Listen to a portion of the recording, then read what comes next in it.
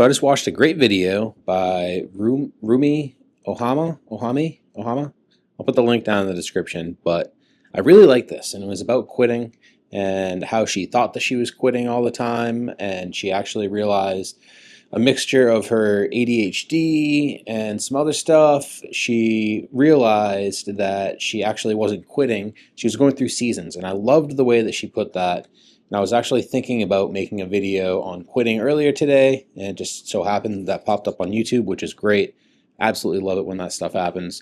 But yeah, I wanted to talk real quick about quitting and why sometimes it feels like you quit a lot of stuff, but it's really that you go through changes. Like she was saying, sometimes it looks like, when a tree is dormant in the winter, you wonder if the tree is dead. But, in the fall, they might be producing fruit. Well, everything goes through cycles. And just like you in your life, also you go through cycles. So one of the things that she was saying is that in these seasons, maybe sometimes you're going through a learning season, which was a different way of looking at it. So I've been very similar to her. My dog's coming to hang out. Been very similar to her in the fact that, I got this ADHD, quick to start things. I obsess about them. I want to buy all the stuff that goes along with it. I did that with YouTube. I wanted to get a camera, and then I had to get a microphone, and then I didn't like that microphone, so I wanted another microphone. And I'm sure you guys have been through that. I go through the same thing with firearms. I get obsessed with one thing, so I get this, and then I get that, and then I'm getting all the accessories. It's real easy to get obsessed with something when you get ADHD. And then once you acquire those things, it loses its bling, its pizzazz, its appeal. So why I wanted to come on here was because it was really kind of cool to hear her perspective on it. And sometimes when you think you might be quitting something or frustrated with yourself because you're giving up and you're just not as excited, sometimes it's okay to give yourself permission to take a step back, reassess, learn a little bit, and then come back at it again. And when you come back at it, you're going to be coming back with new vision, new eyes, new thoughts, new things that you've learned over time.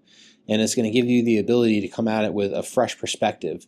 And you, a lot of times, have the ability to come back to it and actually be better than you were in the first place. So another thing I can relate this to is darts. I play in a dart league on Wednesday nights. I did it for about 8 years. We do 3 seasons a year. I played year round. So that was quite a long time. I played from 25 to 33 or something like that. And then I quit. And I just felt like, at this point in my life, I need to focus on some business. I need to focus on some other things that I was working on. I just started network marketing about a year and a half earlier, and I wanted to put more energy towards that. And I'd been playing for so long, I was like, all right, this season of my life is over. Well, fast forward, I think it was almost 10 years later. Was it 10 years? Yeah, probably 6 years later. I think it's probably a more realistic number. 6 years later, one of my friends at work said they needed an alternate for their dart team, and I said, all right, I'll join the dart team. I hadn't played in a while. I was pretty good when I used to play, but I came back, and it's actually kind of a funny story. I didn't realize it at the time, but everybody on the dart team was actually friends of mine, or maybe not friends, but people that I knew from high school. And then my brother-in-law was also on the dart team, and I didn't even know this coming into it. So I show up to the first league night, and all these people are there, and I was like, no way, this is really crazy. But to get to the point of this story is I joined the dart team again. I got back into it, and I'd played for 8 years. We'd worked our way from the bottom of the barrel all the way up into like the middle-ranked divisions. And I joined this new team, and I come back, and I'd taken some time off. I still played, at the house with friends and stuff. I came back, and I was extraordinarily better. Over the course of a season or two, I got way better than I ever shot back in the first 8 years. And not much changed. I didn't practice the whole time that I was gone. I don't practice in between dart nights at all. Actually, I took my dartboard down. It was right over there for... I thought it was going to be a good backdrop for my YouTube videos. Found out that it wasn't. And I'm moving soon, so I kept it down anyways. But I don't practice in between matches, and I get better and better and better every season. I'm just getting way better. way extraordinarily better than I was at the end of my first go around with it. So sometimes you think that maybe you're quitting something, but really you're taking a pause, you're learning, you're progressing in different parts of your life, and you come back at it and you're going to be better than you ever were. So if you're struggling with YouTube or you're struggling with staying consistent with growing your business, what I want to say, and I just posted this on X, stop quitting. Sometimes you need to take a day off, but get back at it. Sometimes that day is more like a week or maybe a year, but you're learning in the process. You're learning in the meantime. You're changing as a person. Every year you're changing. I'm going to be 45 years old this summer.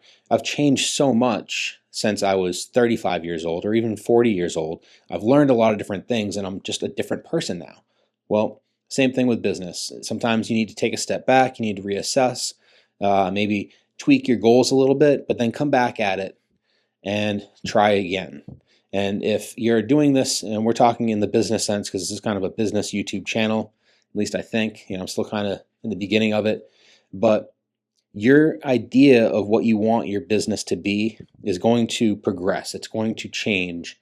It's going to become, you come into it thinking, I want to do this.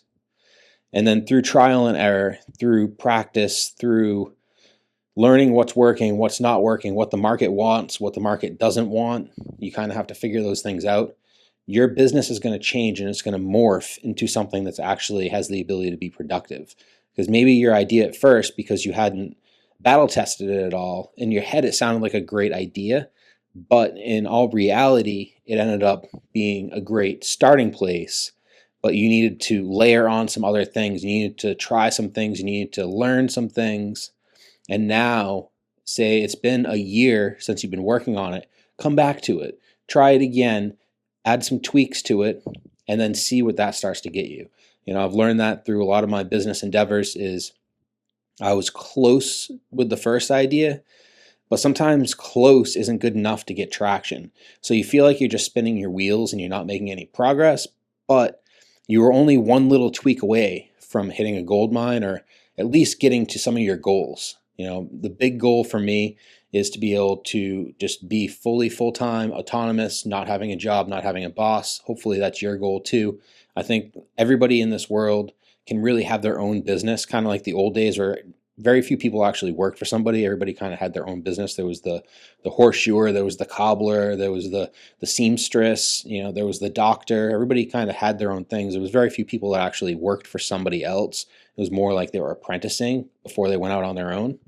Well, you're going to go through that too. So hopefully you'll be able to achieve your goals, be able to live on your terms and not have to have a 9-to-5 with a boss that doesn't appreciate you because it's just no way to live. Coming out of my first year and a half stint in a corporate job, trust me, I'm much happier not being in a corporate situation anymore and getting back to chasing my own dreams and my own goals. So hopefully this video brought you some value. I'm just kind of on a rant tonight, but I wanted to share that thought with you, and I'll see you guys on the next video. Have a great night, have a great day, whatever time of the day it is, and I'll talk to you guys soon.